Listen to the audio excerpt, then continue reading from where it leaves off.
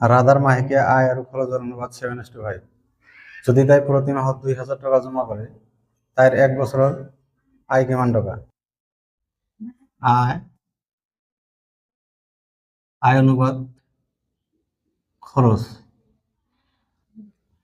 আয় অনুপাত খরচ দিয়েছে 7:5। যদি রাধার আয় 60 টাকা হয়, আর 5 টাকা খরচ করে, জমা করে কিমান?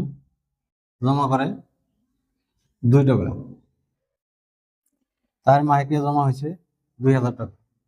আরো আমার অনুপাত জমা হয়েছে 2 ভাগ। আর প্রশ্ন মতে তার মাহিকে জমা হয়েছে 2,000 টাকা। 2 ভাগের মান হয়েছে 2,000 টাকা। 1 ভাগের মান হবো 1,000 টাকা।